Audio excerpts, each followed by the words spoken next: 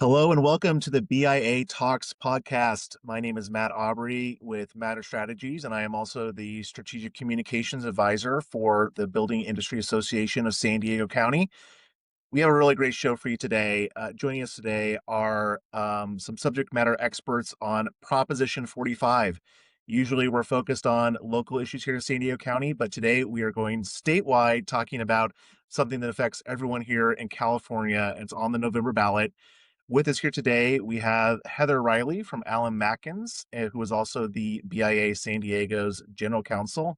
And we're also joined by Nick Camarota, who is Senior Vice President and General Counsel for CBIA, the California Building Industry Association. I'm going to hand it over to Heather to kick us off here and take us into this conversation with Nick, and to ask some questions that I think are really important for the future of home building here in San Diego and across our state. Heather, how you doing? Hey, hi everyone.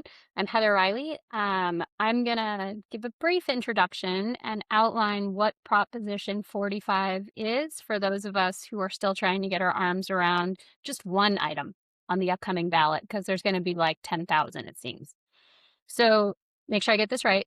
Prop 45 is the Building an Affordable California Act, BACA, B-A-C-A. You'll hear it both ways, depending on who you're talking to and who's talking about it, I bet. BACA is a statewide voter initiative that proposes significant reforms to CEQA, the California Environmental Quality Act. The goal of Prop 45 is to accelerate the approval of qualifying, quote, essential projects. Essential projects for purposes of the BIA obviously means housing, but the measure is actually drafted a lot broader. It includes clean energy, public water systems, broadband internet, medical treatment facilities, first responder facilities, wildfire risk reduction, and education facilities. Most of today will focus on housing because this is the BIA's podcast and that's what we care about the most. But the other items are considered extremely important and also necessary for California's continued growth. The major themes under BACA are: you get to vest upon your application submission for purposes of CEQA. CEQA review is limited to existing law. We might get into a little bit of that later, but we could have a whole podcast probably on what is existing law.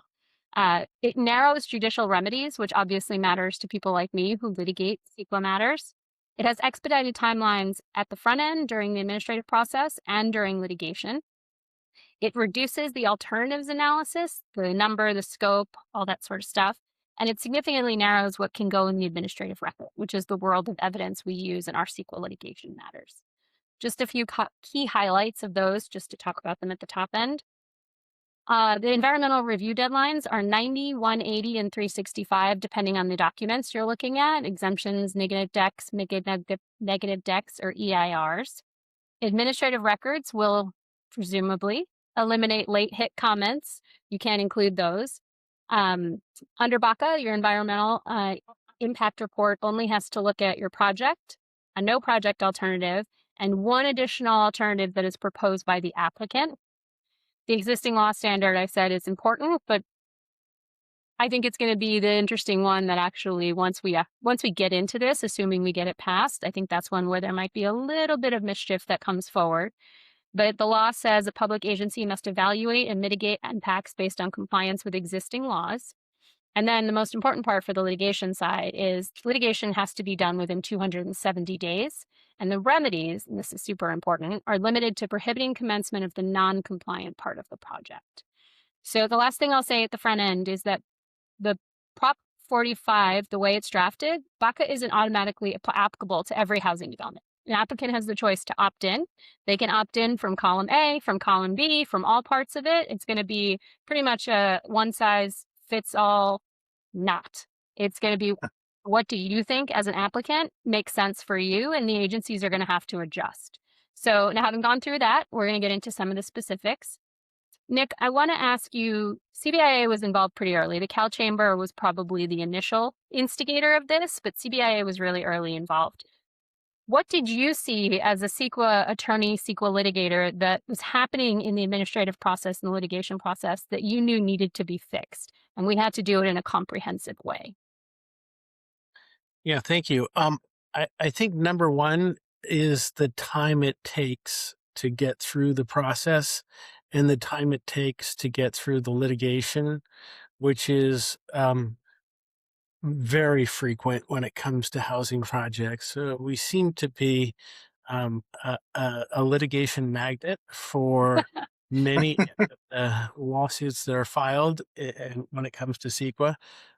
People don't mind so much if you're replacing your windows.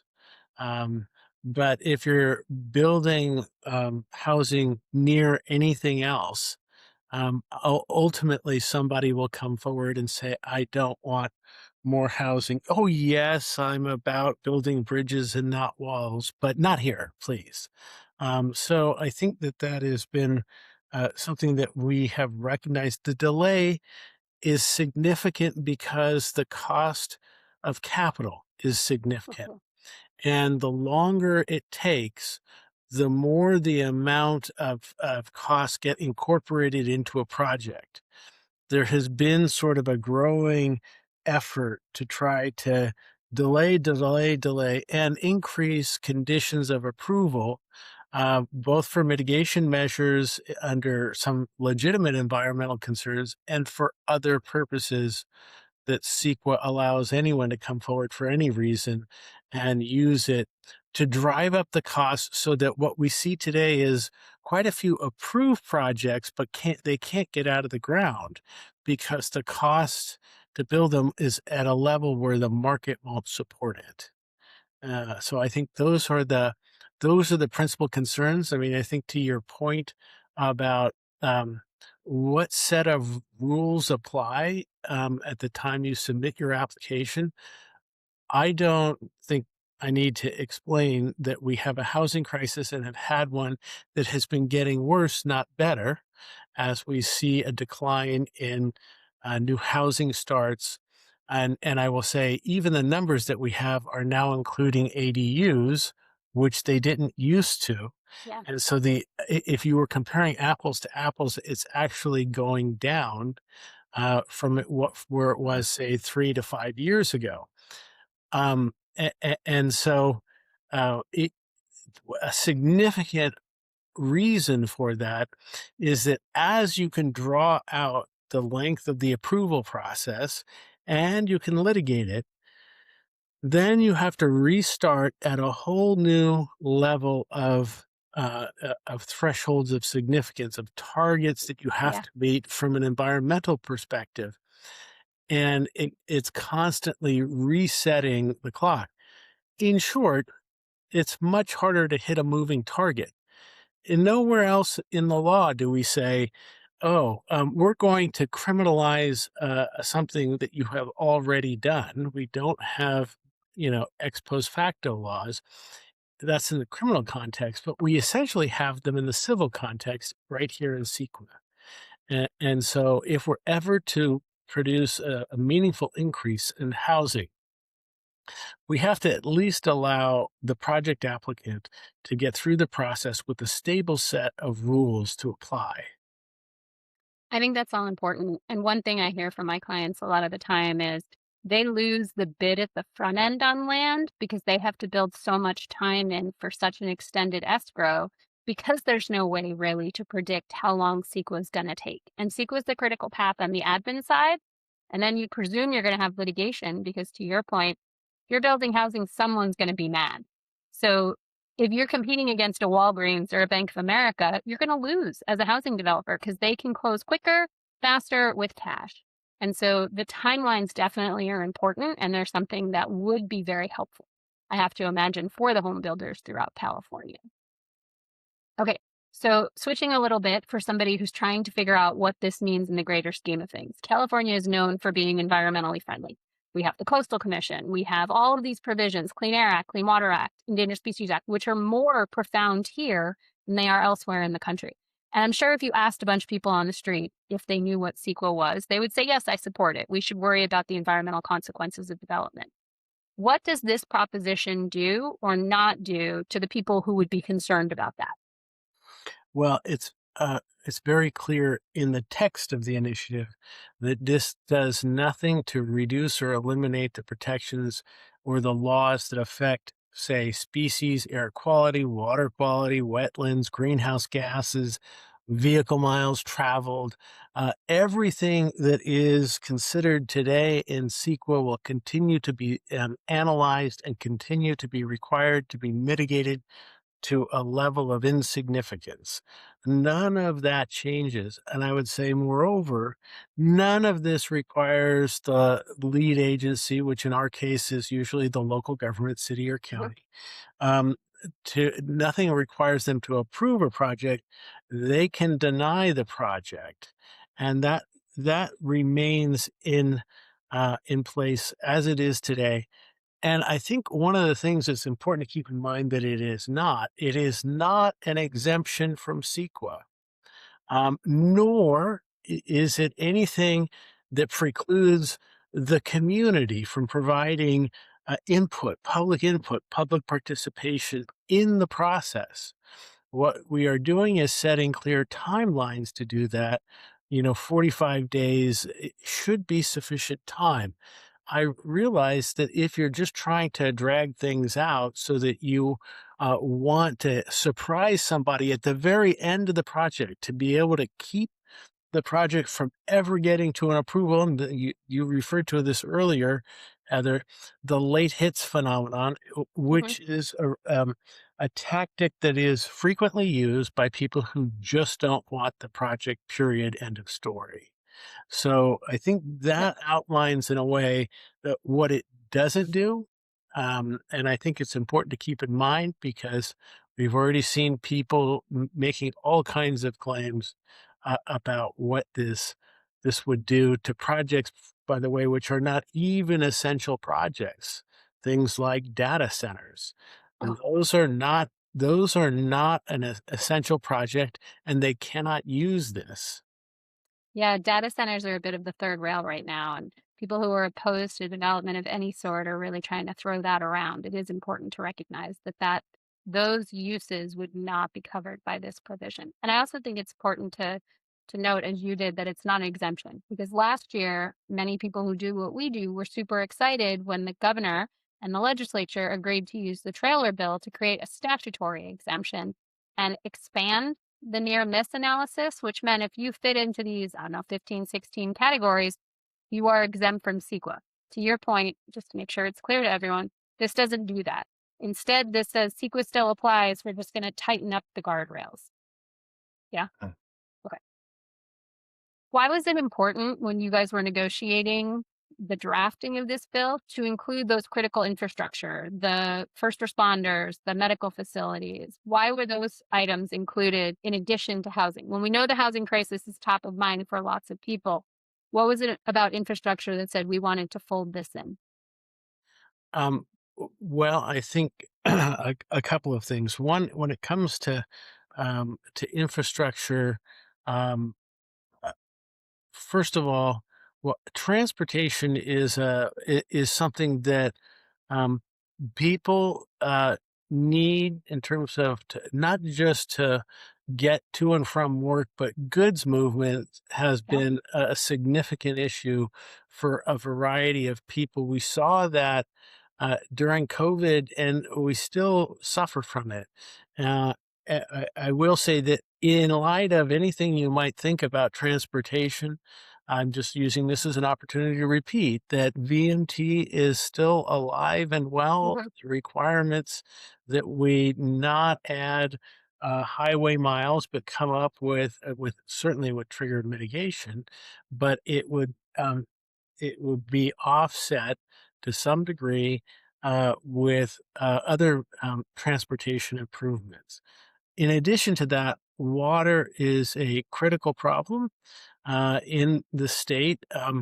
Water doesn't always fall where we need it to fall, and to be able to get it to the places where it needs to be used, whether it's for farming purposes or for people, or for maintaining in-stream flows to protect Mhm. species, all of that is critical. And you know, people using CEQA to choke off water to where it would save lives or protect people is something that I think that really the California needs to address, and I think that's why that's considered here. When it comes to um, uh, fire and Uh-huh. Fire protection facilities, things like fire stations, response times are critical.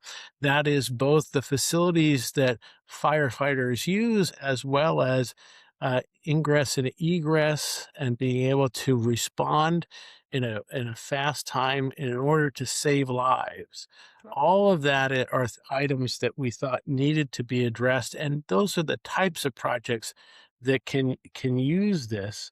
Um, I I would, be remiss if I didn't add things like, um, wildfire, reduction, projects so that we can, protect inhabited areas Mhm. from wildfires, a and that's, I think, something of now that people recognize after it's been for the last 10 years at least for people and in some parts of the state a lot longer than that, where that's been a major issue. I know certainly in San Diego, it's been a lot longer than that, Yeah. to my recollection, at least going back to 2003, Yeah. The Cedar Fire. fires back That's Yeah, right. then. 2007. Yeah, yeah. Yeah.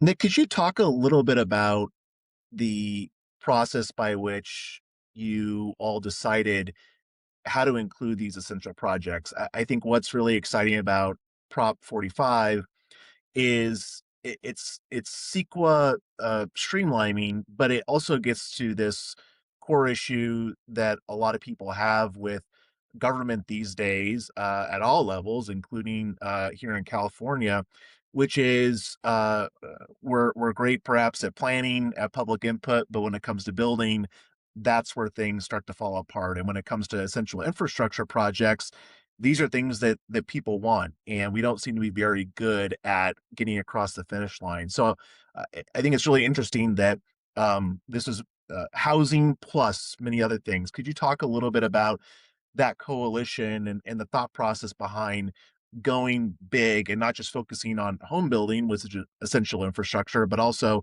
those other projects like water, like hospitals, like fire mitigation? Yeah, I think what's important to keep in mind is it's been 56 years since CEQA was enacted. And I believe when it started, it was a four-page piece of legislation. Now it's hundreds of pages, and there are over 1,000 reported cases by my last count. And it is really a task. In fact, with all due respect to Heather and to our colleagues in the legal world, it's a full-time job just to keep up with what the law is, Yeah. uh, and become an obstacle to try trying to accomplish the goals that we as a state want to accomplish, whether they're in terms of reducing our greenhouse gas emissions. So, for example, the one of the essential projects is green energy. Um, those types of projects are also being confronted with CEQA obstacles, and you think to yourself, well, why should they? They're trying to do the right thing. The kinds of things that existing residents want are now being blocked by CEQA. Even if you don't want a new home or don't need a home, you already have one, you still need services. You still are Mhm. going to need medical professionals, hospitals, you're going to need firefighters, you're going to need uh, the types of services that we depend upon every day. And now this has become a brick wall blocking the progress that Californians want. So early on, I was doing water law as a large part of my practice. And I can still remember, I think it's a Mark Twain quote that a mentor told me. In California, water is for fighting and whiskey is for drinking. And it's 100% true. I mean, the reason I know Nick for a really long time is because we do this annual conference that CBA puts on that Nick organizes, where land use lawyers across the state discuss this breadth of case law that happens every day, on the day, constantly. And there's a lot of wildfire cases, there's a lot of water cases. It seems that things trend. A lot of topics become important. And I would say that you guys covered the gamut on the things that sometimes are used as backdoors to attack housing. You don't have the correct wildfire response times. You don't have enough water. So your breath covers a lot of stuff that will benefit housing. So explain to someone who has no idea what they're doing, just like a 20-year-old kid who thinks, I want to move back to San Diego or I want to stay in San Diego. Why would I care about this? Why is this important to me? I'm not worried about VMT. I'm not worried about wildfire. I evacuated when I was a kid. It was fine. What would you say today? Well, I guess a couple of things. One is, wherever you wind up living, you're still going to need those services and you're still going to use that infrastructure. And I would say on the production of housing, I would simply say that the laws of supply and demand have really come to operate here in a way that is not helpful to people who are looking for housing, even if you just want to rent. Yep. Rents have gone up quite a bit. Certainly, housing costs have gone up quite a bit, and um, and that is the housing is the single biggest a portion of what people have in terms of cost of living, and it also drives employers and where they want to locate. If Yep. there are, they will move and hire, set up new operations in places where housing is more affordable to their employees, and so those are all things that are important to the economic vitality of the state, and even within the state to various regions within the state. So we have to remain competitive with the rest of the country, the rest of the world, and affordability, inflation has really taken a big bite out of what the average consumer can afford and what they can do. So I think that would be my explanation to somebody who's asking that question. So this is So the the next, California Affordability, Jobs, and Move Back to San Diego Act. keep people where they want to stay. That's right. So, okay, we've talked about why it's important for developers, why it's important for the building industry, why it's important for young people or anyone who might be interested in buying or renting a home. Now, let's pretend I'm a municipal employee and I see this and I go, oh no, this is just another state action coming down. I don't want to deal with this. It's going to make my job harder. What do we say to them? Um, a couple of things. One is just don't forget, Sacramento comes down on local governments in many, many ways, unfortunately, and we do have a lot of sympathy for them. And they have a tremendous burden of regulation on them as it is today, including being the ones who are have to make these decisions about projects, and that means listening to their constituents with which this initiative certainly allows for and protects, Yep. and it does, of course, limit the the criteria. Is that the right way to say it? I think what it'll do is is shorten the process through not just because there's a time limit, but because the standards that they have to judge a project by, which are the existing standards we have today and any future ones that get adopted over the course of time, with the exception that for an individual project, it's set at the time that the They're application is locked. submitted. It would be something where even they who eventually, if they want to approve a project with a whole set of mitigation measures, they also are on the defense if it's litigated. They benefit by clear rules that are in existence instead of constantly moving the goalposts, not only for us, but for them. Sure. And so once they make a decision, if they decide to approve a project, then it's more likely that it will be limited to what the rules were that were in effect when the application was submitted. So I think it a bit simplifies the project. So you're importing the SB 330, Senate Bill 330 rule effectively that says the day you submit, you're locked and any changes are off the table, essentially, that we're going to have the certainty of knowing that today is our day. Yeah. That's right. Okay. So there are a lot of groups supporting this measure, more than I think most people would have anticipated. Who just give us a couple of them, tell us who they are, and let us which one surprised you the most that got on board? Um, it's hard to say because really it was designed to have popular support. Um, it was designed to address all of the things where we thought there were unfair outcomes.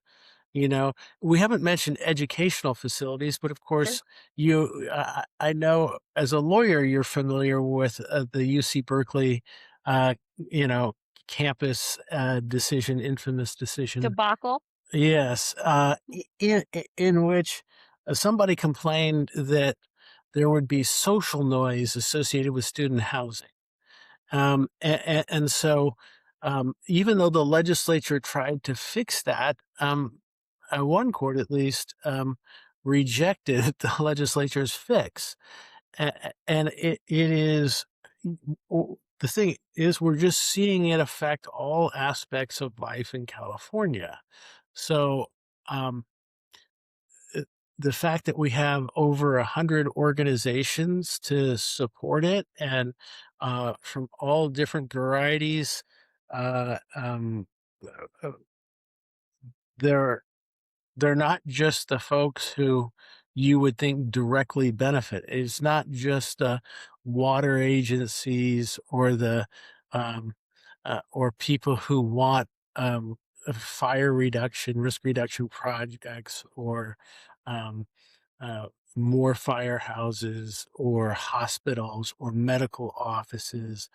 Um, those are all anticipated, but I think a variety of average citizens are also part of that, especially those who are most impacted by the high cost of living in California. I think, Those at either end of the spectrum, it tends to be. you know, The young and the old, the people who need the capital A affordable housing, and the people who lived in housing for a really long time and want to step down, those are the people who tend to get squeezed the most. right. Okay, what are the I guess you kind of answered this earlier, but I want to make sure we hit on this. What is the biggest misconception or misconceptions you're hearing now as the opponents are getting their legs under them and getting out there and starting to make their arguments? What are one or two that you've seen that are just frustratingly wrong? Well, those things that I said at the beginning that the initiative doesn't do and it explicitly doesn't do are the things that they seem to be ignoring or wishing were different. Things, everything from all the environmental laws that remain explicitly in place, and the list in the initiative is not the only ones. But claiming that air quality is going to suffer, or uh, so, species are not going to be protected, or we're going to put people next to sources of pollution. Um, or that this is essentially a CEQA exemption, or that the community is being cut out from its ability to have an impact on the project. All of those things are explicitly made clear in the initiative. And what they're trying to do is confuse the voters into thinking, because if you don't read it, you're not gonna know that. I think fundamentally, the folks that are opposed, to the initiative are opposed because their lawyers are telling them this is going to be bad and trying to persuade them that it's going to be bad, and I think that the only ones that this is going to be bad for is their lawyers. Heather, can you talk some Yeah, sense into them? I don't think I can. I mean, I've built a career, to Nick's point earlier, on CEQA, certainly. And Mhm. there's people on the other side, this is all they do. I mean, they're effectively it's derogatory to say, but there are effectively CEQA ambulance chasers out there who that's their Mhm. entire practice for decades. And they have gotten very good at it, and they can, they don't have to reinvent the wheel. It's an ongoing process. They just cut and paste, and they are able to delay and eventually stop projects. And it comes Uh, from the environmental side, it comes from the NIMBY side, it comes from the unions, the organized labor side. It's become a full-time job, definitely, to Nick's earlier point. So before we get to like the bigger picture and that sort of stuff, I wanted to ask a question about the litigation timelines. So one of the things I'm super curious about as a SQL litigator myself, there were bills passed in the last couple of years where you don't have a SQL lawsuit possibility. Specific projects essentially got like taken out of once it's passed, you can't file a SQL lawsuit or it will be dismissed, blah, blah, blah. Here, the provision says 270 days. Can you talk a little bit about how that number and what that number, how did you come up with it and what do you think it means? It comes from the Environmental Leadership Development Project legislation, which doesn't have a lot of use. It may have been used for 20 or maybe 30 projects, as far as I can tell. And the conditions that are imposed on it are a bit unwieldy. And I think it includes the fact that the governor himself or herself needs to approve the Yep. project. And that's a pretty long odds approach. It's an added political dimension that I think makes it less likely to want to use it. It does have labor provisions in it, which are carried over into this initiative so that the labor provisions that are in what I'll refer to as the ELDP, Hmm. Environmental Leadership Development Project statutes, but it also has what you get from qualifying as that type of project isn't a CEQA exemption, but it is simply a limit on litigation timelines of 270 days. The initiative does give the court the ability to extend that by 90 days. So it is roughly 360 days, I Huh. think, if my math is correct. But I think the target is to shoot for 270 days. That is trial court plus court of appeal. It has, Wow. yes, it has been, that has been what the ELDP projects have been getting. Hmm. And I will say that there are timelines in criminal law. Heather, you may recall that last year there was a bill, I believe it was SB 808, that if a project is denied, there is a 75-day timeline Yep. on it. So we do have things like this that are out there. As far as I know, they're working. And that was the model, or that's where it came from, to answer your question. And then related on the remedy side, when I first started practicing CEQA 20 some odd years ago, we had more care taken where certain pieces could be peeled back. And it feels like, especially in the last 10, 15 years, everything gets set aside. You have one minor deficiency. You didn't study X piece of air quality. Everything is thrown out. Everything goes back to the agency, gets set aside. How will the remedy piece help here, the limiting what remedies are available? Yeah, I think what we tend to call fix what's broken, The fix instead it of, ticket. yeah. I mean, go back and if the court finds that there's a part of the um, approval that is invalid, that's all you need to fix. And that may mean anything from something that is relatively light, like there isn't substantial evidence or evidence to support this conclusion or finding that you've drawn. Um, or it could be something more significant, like you didn't even do the analysis on greenhouse gases. Like, okay, Yeah, um, that's a problem. yeah. Hopefully, if people are awake, they will catch those kinds of problems early on and not let that happen. But at the end of the day, I think instead of reopening a project to have everyone come forward with new claims that to be to die from 1,000 cuts is just not helpful to California's housing crisis for sure, as well as all of the other essential projects. So I'm going to ask a bit of a narrow San Diego focused question. And if you want to punt, that's totally fine. Putting you on the spot here a little bit. In San Diego, we've been a little bit ahead of the curve on pushing a lot of stuff to the ministerial level to everyone's benefit. The city has been fantastic about their community plan updates. If you fit your ministerial or you streamline under an addendum, something much more compact.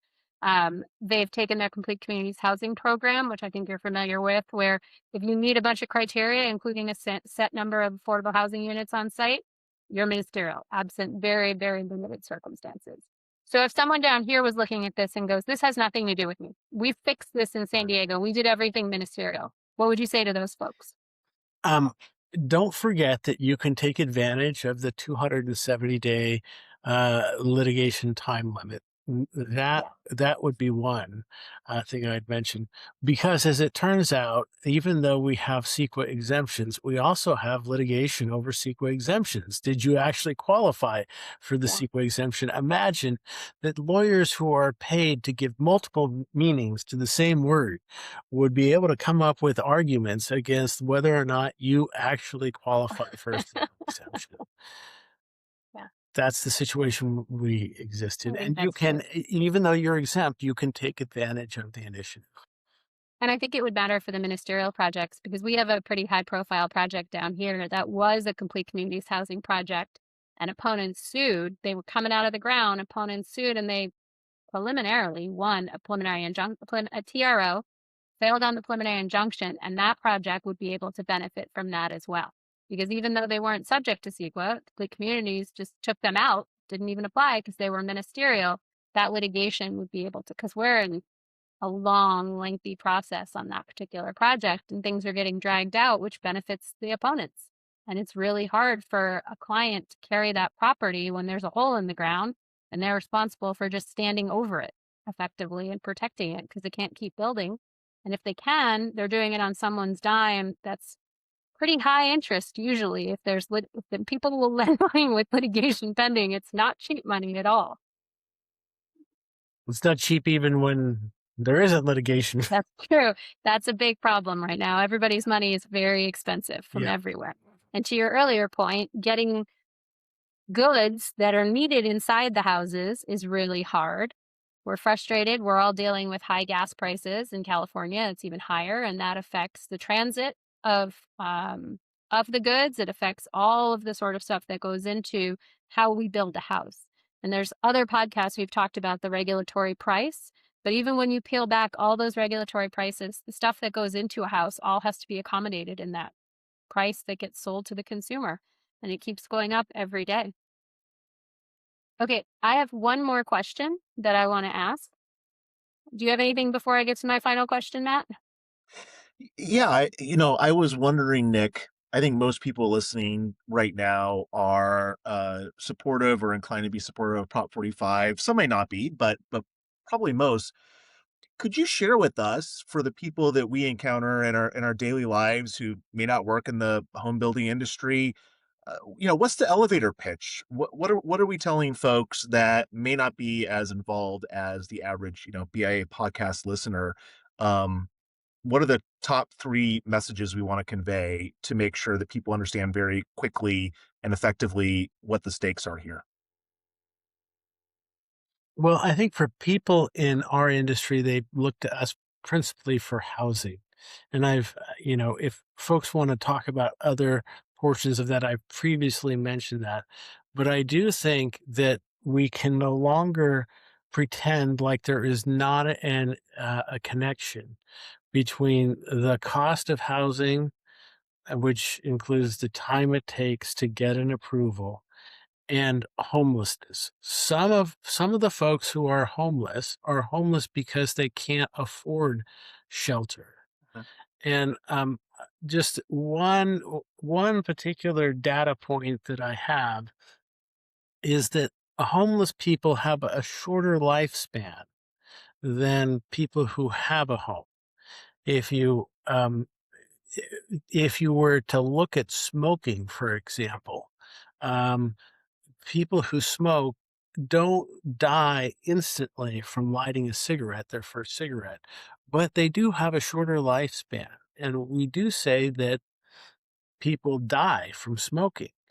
And if we want to take seriously fixing at least a part of our homeless equation, Mhm. then I think that has to mean that we have some relief for the on the production of housing, the cost of housing for people, whether or not they're at the lowest end of the spectrum or if they're middle class, because we're all getting priced out. Mhm. It's maybe you know people at the top, you know, 1/100th of 1% are not. But that shouldn't be the case because housing, especially if we can own our own homes, we can have stability in our lives in order to focus on things that are more important than whether or not I am going to be able to remain in this place and have a life where if I have a family, I can focus on them and my job. I think stability has become an underappreciated value, Mhm. and so I'm only looking at it, of course, from the housing perspective in saying all this, but I'm sure you could say the same thing for consumers who need water or who need medical attention or who want good schools. All of that comes into play. Yeah, that's such a great point. No matter what your top voter may be as a top issue, I should say, maybe as a voter, whether it's homelessness, whether it's traffic, whether it's education or clean energy or climate change, Prop 45 touches all of those issues for the better. So it really is kind of working behind the scenes to ensure that we're seeing the progress that we want to see on those very important issues here in California. So my last question is, this passes, it's 2 parts. This passes, what happens? This doesn't pass, what happens? Um, I think it's probably easier to start with the part that Yeah. if it doesn't pass, I think if it doesn't pass, we continue in a downward decline when it comes to housing unaffordability. We continue to starve services that are needed by our population, and we continue to make the environment worse. People forget that new projects take into account all sorts of environmental impacts that the existing built environment never had to take care of, never had to consider greenhouse gases or vehicle miles traveled. Sure. And a lot of laws have come into play since the adoption of CEQA.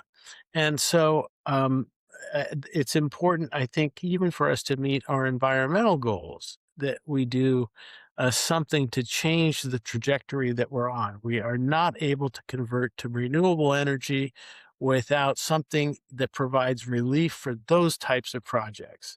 So, wildfire risk reductions, uh, that has a greenhouse gas effect and it has a health impact as well from the smoke. So I think all of those things are the kinds of things um, that need to be moved in the right direction, not to continue on the path that they're on. If it does pass, I'm hopeful that it works. I'm hopeful that people will take advantage of it for the projects that do qualify. Not every project can qualify, but for the ones that can use it, I hope they will use it. I hope that courts will interpret it in the way it's intended to be interpreted. And I hope that it also produces a more affordable California so that we can afford to live in this state and people who are young or old or coming to the state, fewer people leaving the state. All of that would be, I think, all those folks would be helped by the passage of Prop 45. I, I will just add all of this to simplify everything that we've said. I just think I could summarize everything that the initiative does in 3 words, which is yes, no, faster. Our projects will come to an answer, whether it's yes or no, faster. That's all that this does. With uh, all of the misconceptions about it, it's really about doing what we're doing today, only faster. Uh-huh. That's excellent. I really like that. Yes, no, because there's plenty of projects that, quite frankly, maybe should be a no, but at least you get that answer up front and you can move on. So thank you, Nick. We really appreciate you taking the time today. Thank you. Thank you, Thank Nick. you, Heather. Really appreciate it. Thank